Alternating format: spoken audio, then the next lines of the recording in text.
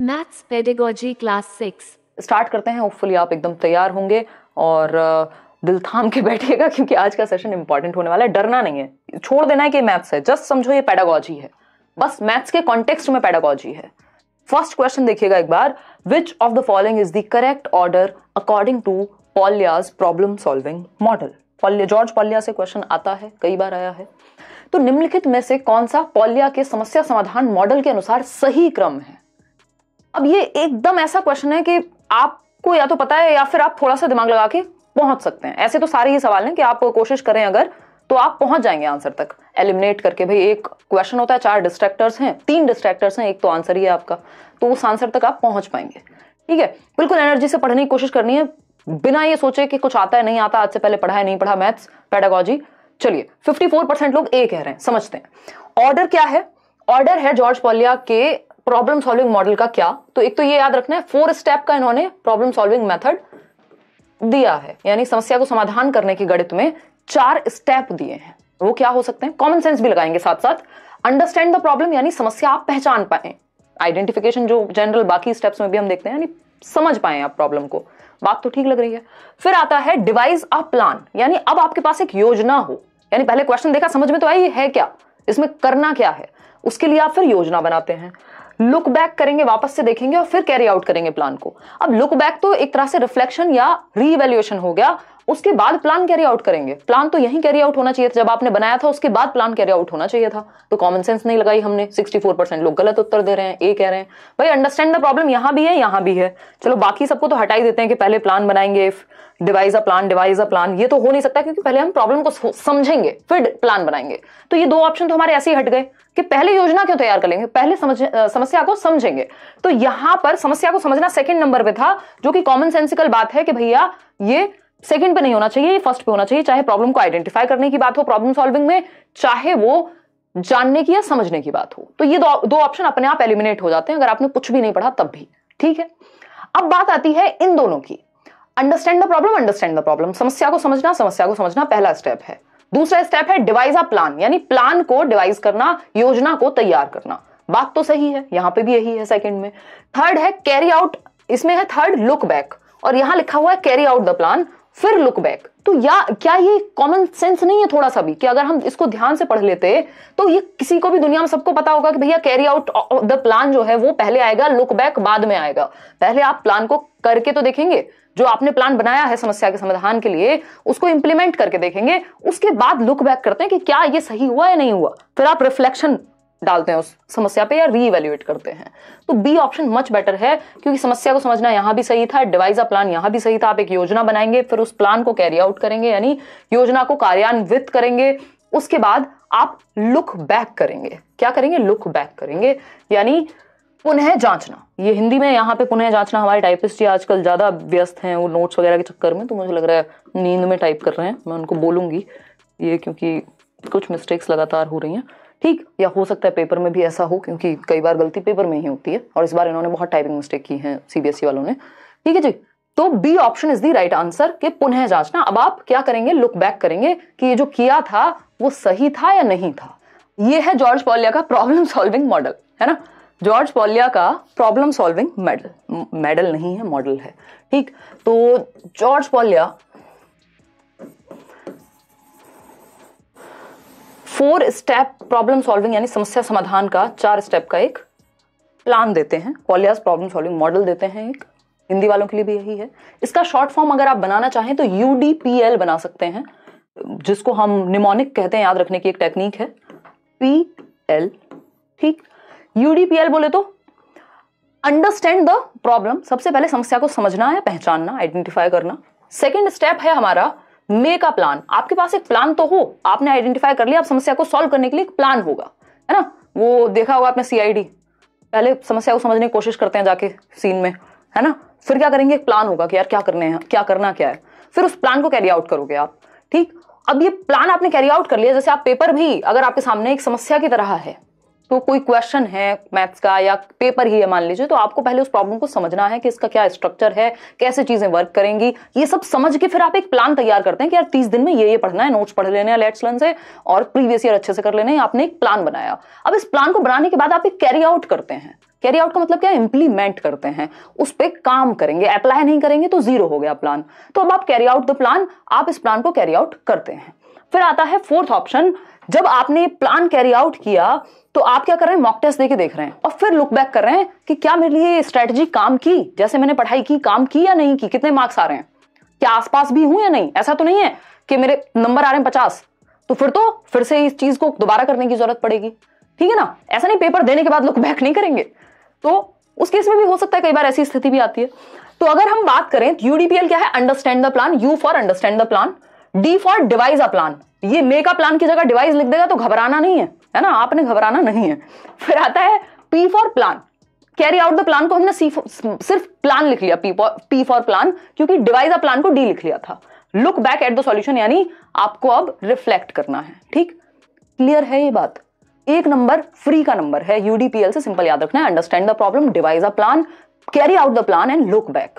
Clear है? अब इससे ज्यादा आसानी से और क्या लोगे, बच्चे की जान लोगे हैं। देखो, which one of the following is not true, question number 2 है, निम्नलिखित में से कौन सा गणित की अवधारणाओं की प्रकृति के बारे में सत्य नहीं है, यानी not true about the nature of concepts in mathematics, यानी गणित के कॉन्सेप्ट्स के बारे में कौन सी एक बात ठीक नहीं है, कि गणित के जो कॉन्सेप्ट्स होते हैं उनकी प्रकृति कैसी है, नेचर ऑफ कॉन्सेप्ट्स कैसा है, इसके बारे में कौन सी एक बात सही नहीं। अगर हम बात करें नेचर ऑफ मैथमेटिक्स की, ये अपने आप में एक टॉपिक है, अगर आपने अपने टीचिंग ट्रेनिंग में बीएड में, डीएलएड में, बीटीसी में पढ़ा हो या फिर पेडागोजी की किसी किताब में पढ़ा हो। Abstraction in nature, mathematics abstract होता है अपने नेचर में, अमूर्त होता है, जिसको हम मूर्त संप्रत्तियों को बना करके या टीचिंग लर्निंग मटेरियल ऐसा यूज करते हैं जो मूर्त हो, कॉन्क्रीट हो, कि भाई एक ऐसा कॉन्सेप्ट है, मान लीजिए कि एक एंगल है ना, अब उसके लिए कॉन्क्रीट चीजों का प्रयोग किया जाता है, या तो चार्ट वार्ट बनाया जाएगा, डायग्राम बनाया जाएगा, या कुछ एक ऐसी सामग्री प्रयोग की जाएगी जो कॉन्क्रीट हो, क्योंकि ये अवधारणाएं अमूर्त हैं, एब्स्ट्रैक्ट हैं, इनको आप हाथ में लेके नहीं घूम सकते, दिमाग में होती हैं। हायरार्किकल इन नेचर, बिल्कुल फैक्चुअल बात है कि ये भी गणित की अवधारणाओं का एक क्या है, कॉन्सेप्ट है या नेचर है, कि ये हायरार्किकल होती हैं, श्रेणीबद्ध होती हैं, जिसको एनसीएफ कहता है टॉल शेप ऑफ मैथमेटिक्स, के एक दूसरे से जुड़ी हुई होती हैं, एक दूसरे से जैसे जैसे आप आगे बढ़ते जाते हैं कॉम्प्लेक्स होती जाती हैं, और जो पीछे वाली चीज है, पीछे वाली जो चीज है वो इसमें ऑलरेडी इंक्लूडेड होगी। जैसे आप 6th क्लास में जो चैप्टर, मान लीजिए सेम चैप्टर पढ़ रहे हैं, ज्योमेट्री है, जो भी चैप्टर है, और उस केस में आप या अलजेब्रा पढ़ रहे हैं, अगर आप बेसिक इक्वेशन आप जान रहे हैं, तो उसमें वो कॉम्प्लेक्सिटी का लेवल नेक्स्ट क्लास में और बढ़ जाएगा। तो हायरार्की का मतलब होता है सिंपल टू कॉम्प्लेक्स जाना, जो कि सही बात है। लॉजिकल इन नेचर, बिल्कुल तर्क संगत एक विषय है, लॉजिकल नेचर का विषय है बिल्कुल, चाहे वो रीजनिंग हो, मैथ्स हो, साइंस हो। कॉन्क्रीट इन नेचर, ये बात गलत है। मैथमेटिक्स का जो नेचर है वो अपने आप में कॉन्क्रीट नहीं है, आपको मूर्त सामग्री के थ्रू टीचिंग लर्निंग मटेरियल्स का सहारा लेकर के इसको मूर्त संप्रत्तियों के रूप में समझाना पड़ता है, जो कि एब्स्ट्रैक्ट कॉन्सेप्ट्स होते हैं। तो ये अपने आप में कॉन्क्रीट नहीं है, ये अपने आप में एब्स्ट्रैक्ट है, इसका जो नेचर है, कॉन्क्रीट हम बनाते हैं। तो सिंपल बात है, कौन सी बात सही नहीं है, कॉन्क्रीट नहीं है ये नेचर में। ये 3 चीजें आपने मैथमेटिक्स के नेचर के बारे में सीख ली, अगर ऐसे पढ़ेंगे तो काम बन जाएगा। भाई आपने यहां एक चीज सीखी कि क्या नेचर में नहीं है, बाकी की 3 चीजें सीखी कि ये नेचर में है, कि गणित की प्रकृति अमूर्त है, श्रेणीबद्ध होती हैं, चीजें एक दूसरे से स्पाइरल में होती है, सिंपल टू कॉम्प्लेक्स जाती हैं, तर्क संगत होता है। ये 3 बातें आपने सीखी। After teaching place value of numbers, डरना नहीं है आपने, घबराना नहीं है, इसको मैथ्स नहीं समझना है, ये बस आपकी पेडागोजी है, ये मान के चलो, ठीक है।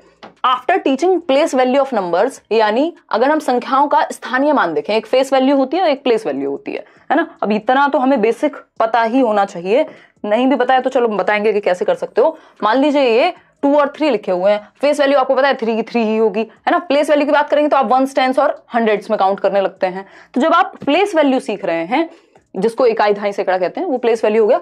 टेक 2 डिजिट्स, 2 डिजिट्स आपको लेनी है, और वो डिजिट्स कौन सी हैं, 2 नंबर लेने हैं, 3 and 5 से 3 and 5। Make 4 digit numbers using both the digits equal number of times, यानी आपको 4 डिजिट का नंबर बनाना है 2 संख्याओं से, जो है 3 and 5, ठीक है जी। 3 and 5, इनसे 4 डिजिट का नंबर बनाना है जिसमें इक्वली दोनों संख्याएं यूज हुई हो, यानी 3 और 5 इक्वली यूज हुए हो।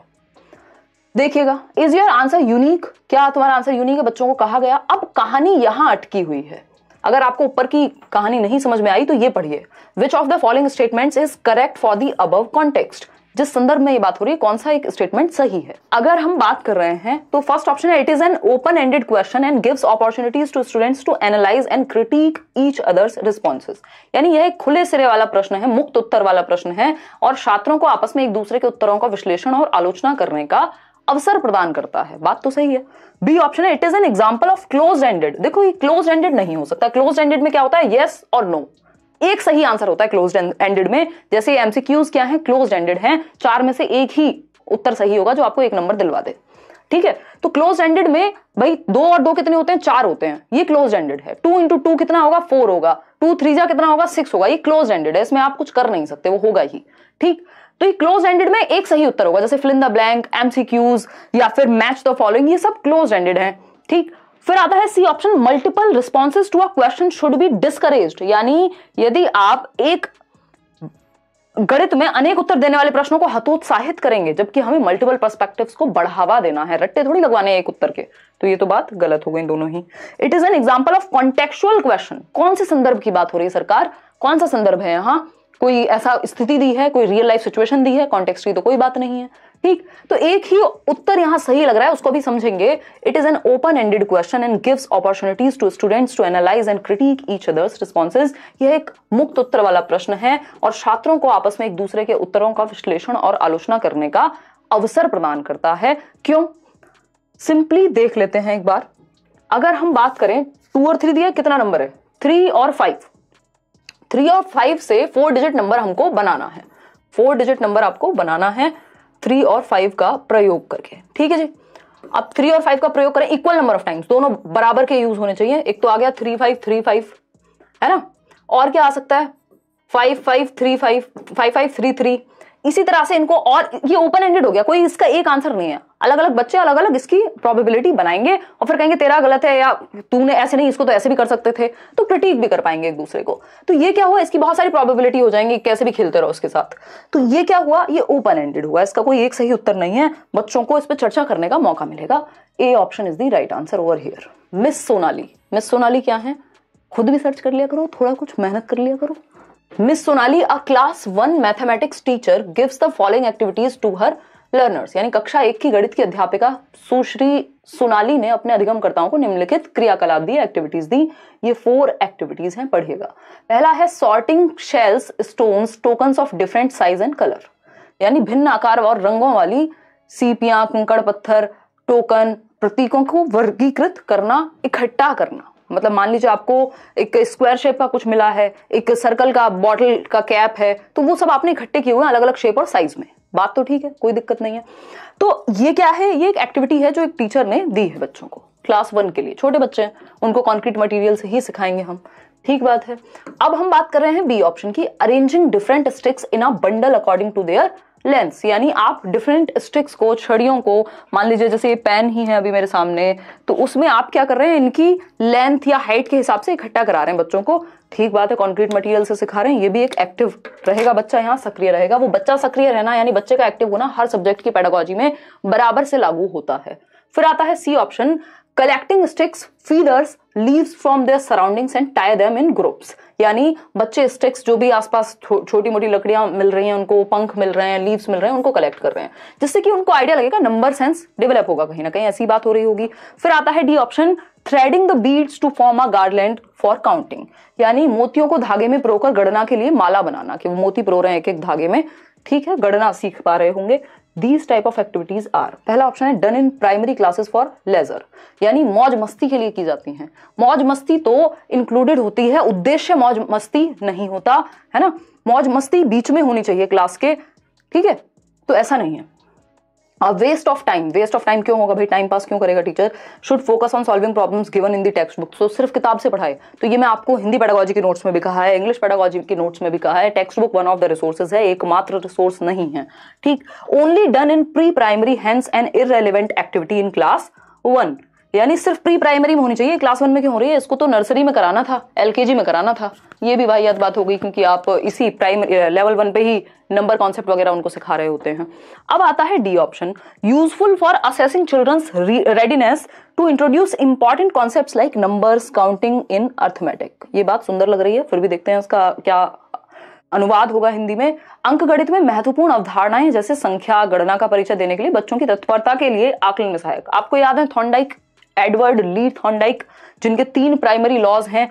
रेडीनेस फॉर लर्निंग, यानी बच्चे का तैयार होना बहुत जरूरी है। इसमें रेडीनेस, कॉग्निटिव रेडीनेस भी होती है, जिसकी बात प्याजे करते हैं कि वो मैच्योर है उतना या नहीं, और दूसरी रेडीनेस है वो तैयार है, अपने माहौल उसे ऐसा मिला है कि वो सीखने के लिए तत्पर है। अगर आप मान लीजिए लाइव में बैठे हैं और सीखने के लिए तत्पर नहीं है, तो आप कुछ भी कर लीजिए नहीं सिखा पाएंगे। मतलब वो कहा जाता है कि घोड़े को आप तालाब तक तो ले जा सकते हो बट पानी नहीं पिला सकते, ठीक है ना। तो उसके लिए उसको तैयार होना बहुत जरूरी है। तो ये जरूरी है कि हम बच्चों को सिखाने के लिए ऐसे कॉन्सेप्ट्स, नंबर काउंटिंग वगैरह को सिखाने के लिए क्या कर रहे हैं, ये एक्टिविटीज करा रहे हैं कि ये सब चीजें इकट्ठे करेंगे तो वो समझ पाएंगे कि गणना जैसी कोई एक कॉन्सेप्ट होता है, और फिर हम उनको इंट्रोड्यूस कर पाएंगे जब वो रेडी फील करेंगे। तो क्वेश्चन नंबर 5 देखिएगा।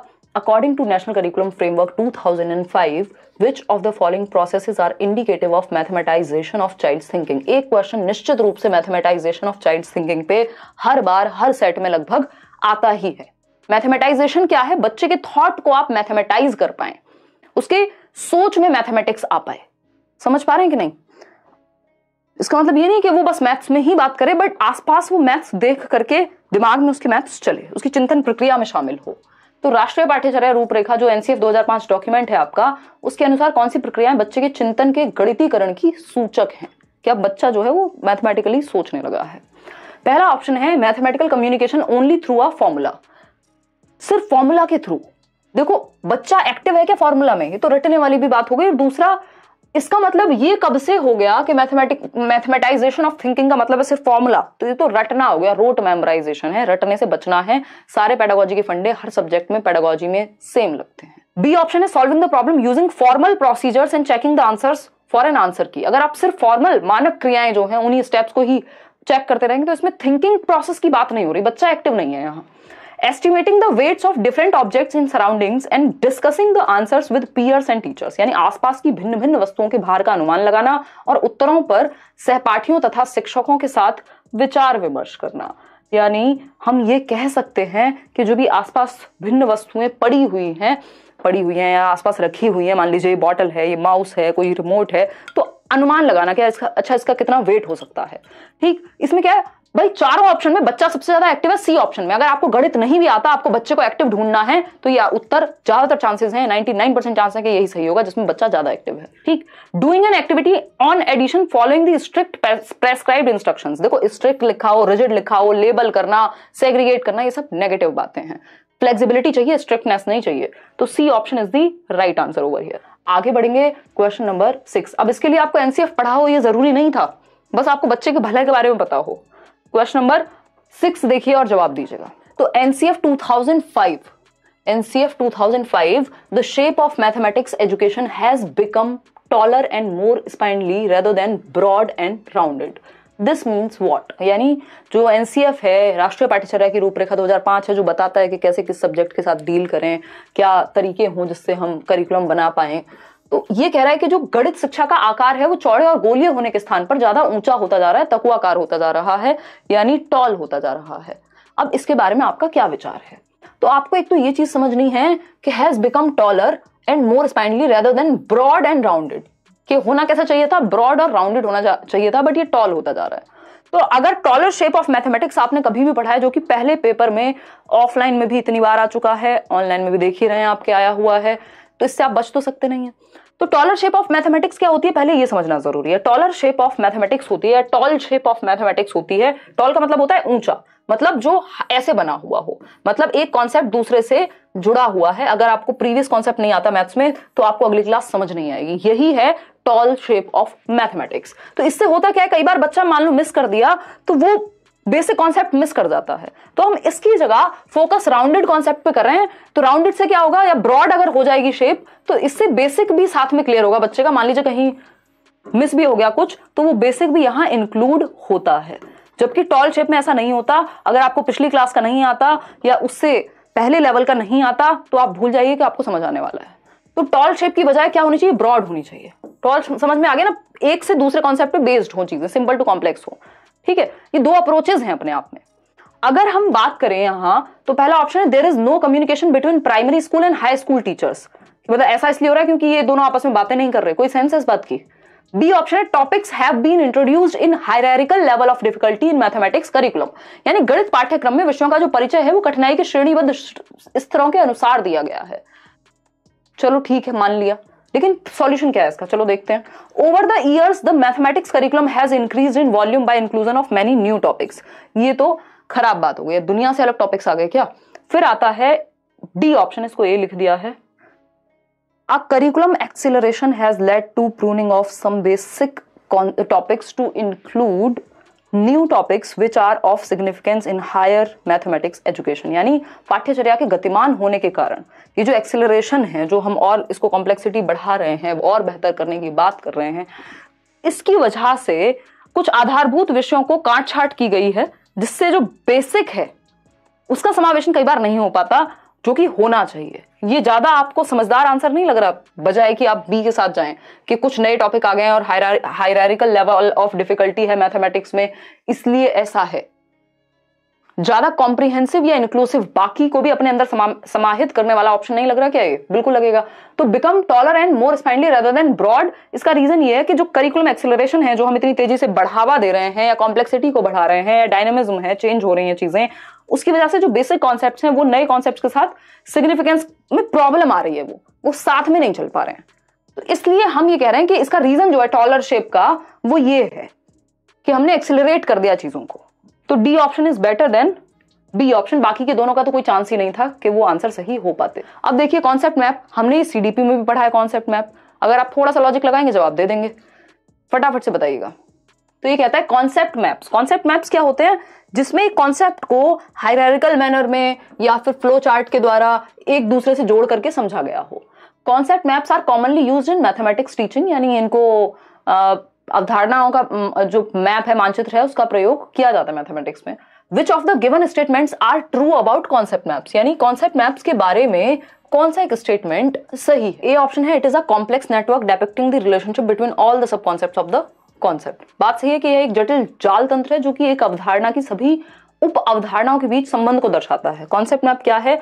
मान लीजिए आपने प्याजे पढ़ा है ना, इसको आप मैथमेटिक्स में एडिशन से जोड़ सकते हैं कि अच्छा इसमें ये वाली प्रॉपर्टी यूज होती है, इस चैप्टर को आप ऐसे समझ सकते हैं। मान लेते हैं आपने प्याजे पढ़ा, ठीक, प्याजे में आपने 4 फैक्टर्स होते हैं और 4 होती हैं स्टेजेस, ठीक। फिर उसमें भी आपने समझा कि 4 स्टेजेस कौन सी होती हैं, एसपीसीएफ, फिर किसमें किसकी कौन सी प्रॉपर्टी है, ठीक। फिर यहाँ पे जो 4 फैक्टर्स थे एमईएससी, इनको समझा। फिर यहाँ से इक्विलिब्रेशन से निकला क्या कि अडेप्टेशन और ऑर्गेनाइजेशन क्या है। फिर अडेप्टेशन में 2 चीजें हैं, वो क्या है?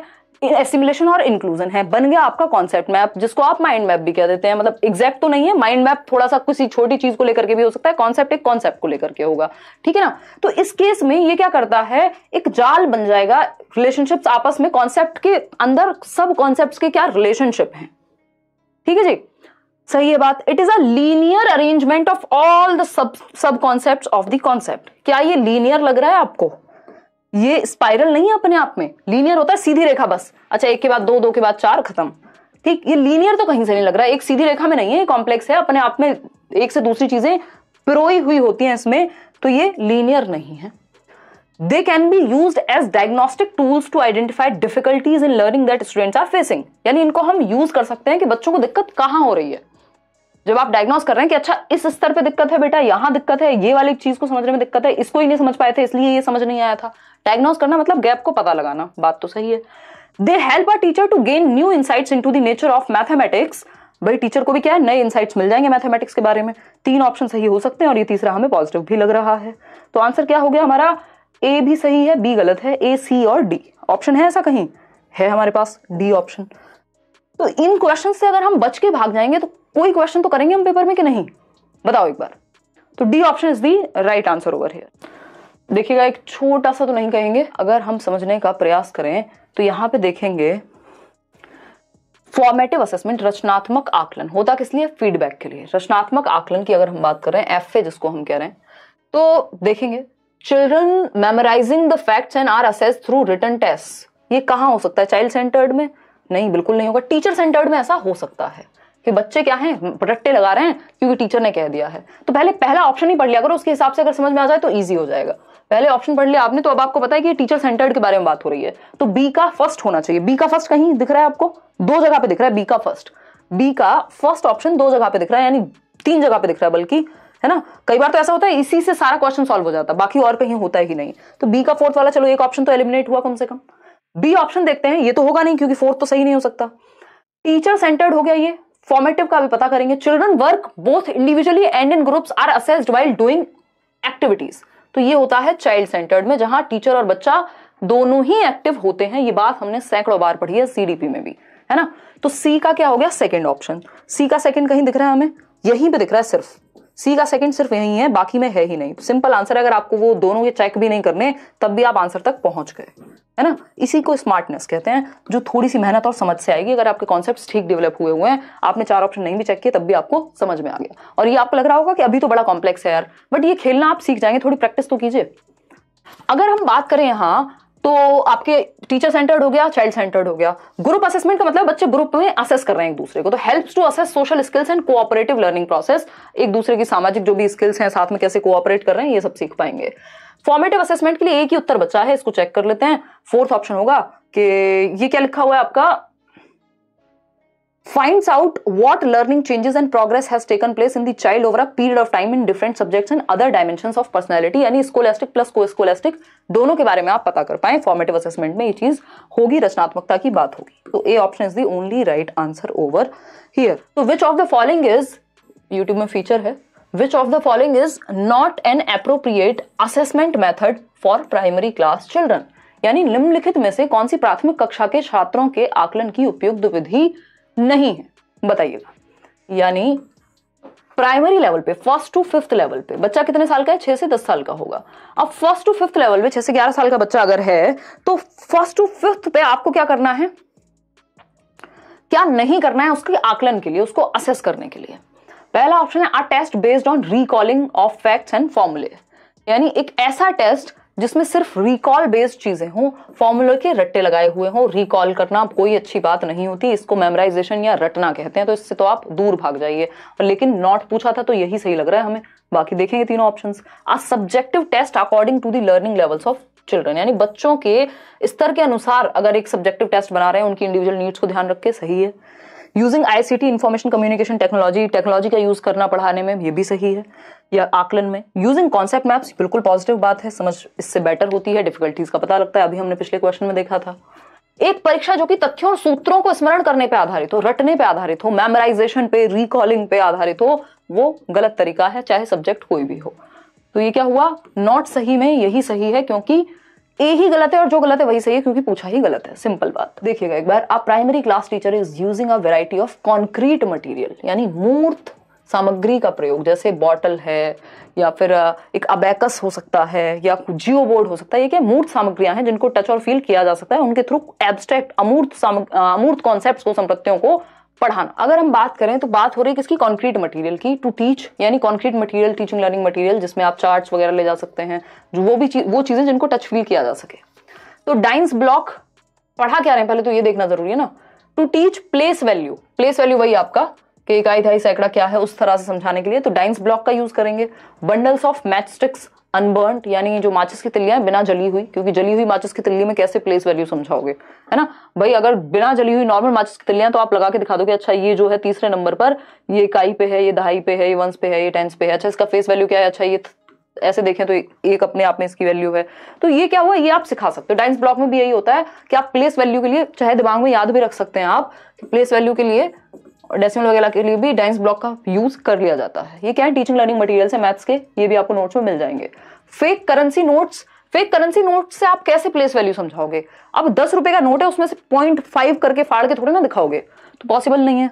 अबैकस का प्रयोग डिवीजन को छोड़ के कैलकुलेशन में, नंबर काउंटिंग वगैरह में यूज किया जाता है, मल्टीप्लिकेशन में भी। तो अबैकस भी यहाँ काम में नहीं आएगा, क्योंकि बात किसकी हो रही है, प्लेस वैल्यू की हो रही है। तो वो पॉइंट्स में कैसे दिखाओगे अबैकस में चीजें, या मतलब टेंस और वंस के प्लेस पे कैसे दिखाओगे।